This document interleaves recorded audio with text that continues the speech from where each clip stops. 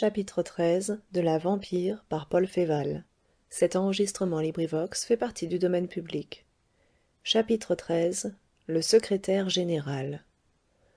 2 jours après, c'est-à-dire le 3 mars de cette même année 1804, tout Paris restait en grand émoi par rapport à la conspiration Moreau-Pichegru-Cadoudal qui avait été, disait-on, si près de réussir. Le secrétaire général de la préfecture de police reçut avis, vers la tombée de la nuit, qu'un homme insistait pour parler en secret à m dubois. Moreau et Pichegru étaient sous les verrous, mais Georges Cadoudal demeurait libre, et toutes les mesures prises pour découvrir sa retraite avaient échoué.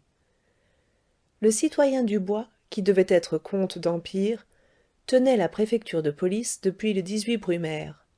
Il avait fait de son mieux dans les affaires du Théâtre-Français et du Carrousel, néanmoins le premier consul avait de lui une idée assez médiocre, et ne le regardait point comme un sorcier, au contraire.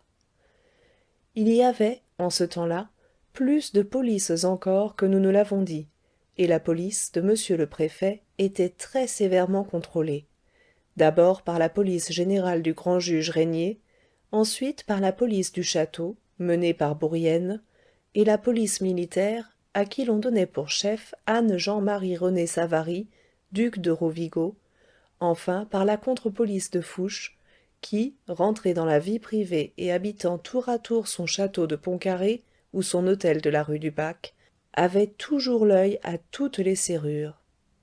Monsieur Dubois était persuadé que de l'issue de l'affaire Cadoudal dépendait son influence ultérieure et sa fortune.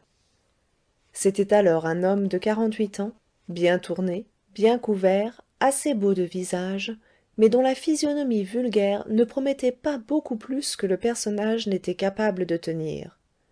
L'avis dont nous avons parlé lui fut transmis au moment où il mettait ses gants pour sortir, et ne l'empêcha point d'aller à ses petites affaires.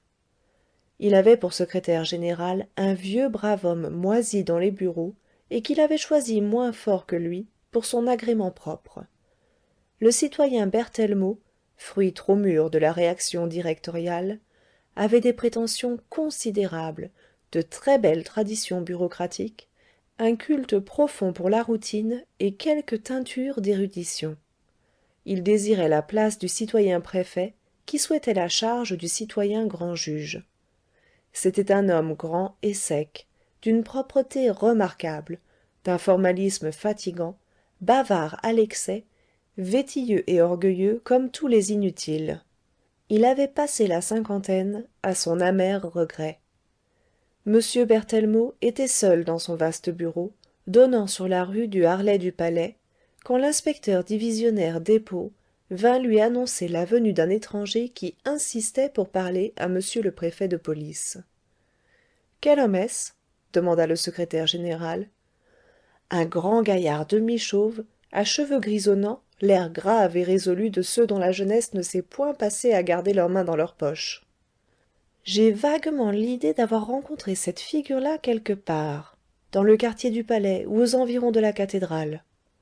Monsieur Despaux, dit le secrétaire général sévèrement, un employé de la police ne doit pas avoir de vagues idées. Il sait ou ne sait pas. Alors, monsieur, je ne sais pas.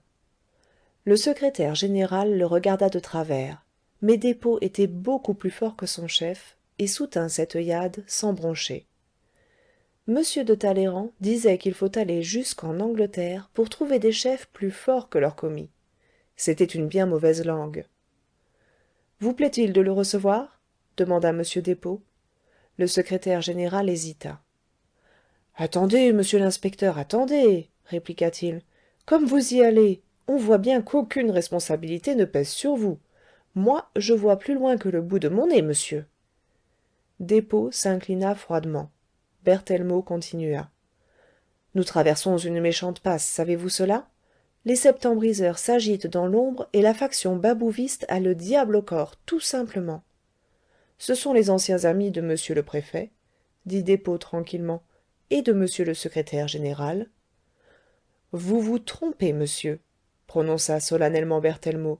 J'ai toujours partagé les sentiments du premier consul, et nous songeons à épurer nos bureaux, monsieur le préfet et moi.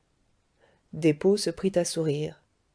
Si monsieur le préfet voulait m'accorder un congé, dit-il, temporaire ou définitif, j'ai une invitation du secrétaire de monsieur Fouché qui fait de belles parties de pêche, là-bas à Pont-Carré. Je vous enverrais une bourriche de truites, monsieur Berthellemot. Le secrétaire général fronça le sourcil et chiffonna une lettre qu'il tenait à la main. Il était tout à fait en colère. Petite parole, monsieur l'inspecteur, gronda-t-il entre ses dents serrées. Je possède les bonnes grâces du premier consul. Je viens d'arrêter l'homme le plus dangereux de ce siècle. Quand je dis moi, je parle de monsieur le préfet. Cadoudal l'interrompit Despaux, toujours souriant. Pichegru, je suis parvenu à étouffer le bruit scandaleux qui se faisait autour des mesures prétendues liberticides que Napoléon Bonaparte prend pour le salut de l'État. J'y suis parvenu, monsieur. Quand je dis moi, vous entendez? Et certes, nous avons eu raison de démolir autrefois la Bastille. Mais la conciergerie est debout, monsieur l'inspecteur. Et si un homme comme vous, qui sait beaucoup trop de choses, méditait une honteuse désertion? Car je vous le dis, monsieur, si vous l'ignorez, le premier consul se défie de son ministre de la police, et il a ses raisons pour cela. Pas possible, fit Despaux. Ce bon citoyen Fouché? Le mot citoyen est rayé de la langue officielle, je vous prie de vous en souvenir, monsieur Despaux. Et je ne serais pas éloigné, mon cher inspecteur, si je suis content de vous, et en souvenir des relations toujours excellentes que nous avons eues ensemble, je ne serais pas éloigné de songer sérieusement à votre avancement. Quand je dis moi, il est bien entendu qu'il s'agit de mon chef, monsieur le préfet. L'inspecteur divisionnaire se tut et sourit. Monsieur le secrétaire général veut-il bien recevoir notre homme qui attend demanda-t-il. Ah ah il attend. Je l'avais oublié. Je pense que je ne suis pas au service du premier venu, monsieur Despaux. Si je vous chargeais spécialement de l'interroger, il refuserait de me répondre. Il l'a annoncé? Très nettement. Votre avis personnel, monsieur Despaux, est-il que je le doive recevoir en l'absence de monsieur le préfet? Monsieur le secrétaire général, répliqua l'inspecteur, je ne me permets guère de donner des conseils à mon chef, mais dans les circonstances où nous sommes. Ce sont de diaboliques circonstances, monsieur. Il se pourrait que les révélations de cet inconnu. Alors il va me faire des révélations? Tout porte à le croire. Et si elles ont trait au complot, vous savez que nous ne sommes pas plus avancés que le premier jour. Monsieur, l'interrompit Berthellemot, ma ligne de conduite, et quand je dis ma ligne, c'est celle de monsieur le préfet, notre ligne de conduite est toujours réglée d'avance, indépendamment de l'opinion de celui-ci ou de celui-là. De grands événements se préparent, de très grands événements. J'en sais plus long que je ne vous en veux dire, croyez-le bien. La France a besoin d'un maître. Je n'ai jamais varié sur ce point. Qui vivra verra. Aussitôt que vous m'avez parlé de cet homme, j'ai nourri l'intention formelle de le recevoir. S'il a de mauvais desseins contre ma personne, mon devoir est de risquer ma vie. Et quand je dis ma vie, mais n'importe, pour le service de sa majesté. Sa majesté? Répéta Despaux, sans trop d'étonnement. Ai-je dit sa majesté? C'est la preuve du respect profond que je porte au premier consul. Soyez prudent, monsieur l'inspecteur. Peut-être le hasard vous a-t-il permis aujourd'hui d'élever vos regards beaucoup au-dessus de votre sphère. Veuillez placer 2 agents en observation et faites entrer l'homme qui vient me parler de Georges Cadoudal. Le secrétaire général repoussa son siège et se mit sur ses pieds. D'un geste solennel, il congédia Despaux, qui voulait protester contre ces dernières paroles. L'instant d'après, on entendit de lourdes bottes marcher dans une chambre voisine. C'étaient les 2 agents qui prenaient leur poste d'observation. Puis l'huissier de service introduisit le mystérieux inconnu par la porte du fond. M. Berthellemot était debout. Il toisa le nouvel arrivant de la tête aux pieds, avec ce regard prétendu profond des comédiens qui jouent M. de Sartine ou M. de l'Araignée au théâtre de mélodrame. Notez que ce regard seul suffirait pour mettre immédiatement le plus vulgaire coquin sur ses gardes. J'affirme sur l'honneur que M. de l'Araignée, qui était un homme de grand mérite, ni même ce bon monsieur de Sartines, qui n'en avait pas beaucoup plus que M. Berthellemot, ne firent jamais usage de ce regard compromettant. Ce regard a pourtant grand succès au théâtre. Un comédien qui se respecte n'en choisit jamais d'autre quand il a occasion de se déguiser en lieutenant de police. Ce regard ne sembla produire aucune impression quelconque sur le singulier personnage qui entrait et qui se retourna paisiblement pour remercier l'huissier de sa complaisance. M. Berthellemot croisa ses bras sur sa poitrine. L'inconnu le salua avec une politesse pleine de bonhomie. « Approchez, dit M. Berthellemot. L'inconnu obéit. La description de M. l'inspecteur divisionnaire dépôt avait du bon. L'homme était un gaillard. Du moins, il avait dû l'être. C'était maintenant un ancien gaillard, et selon toute apparence, à voir les rides de son front et la couleur de son poil, ce ne pouvait plus être qu'un gaillard des missionnaires. Il était vêtu de noir, très proprement et très pauvrement. Il nous souvient d'avoir employé des expressions identiques pour peindre le costume du papa Sévérin la première fois que nous le rencontrâmes, sur son banc de bois, aux Tuileries. Il était grand, il semblait fort, ses traits vigoureusement accentués, mais calmes et bons, portaient la trace de plus d'un ravage, soit qu'il eût lutté contre des passions désordonnées, soit qu'il eût seulement livré l'éternelle bataille de l'homme contre son malheur.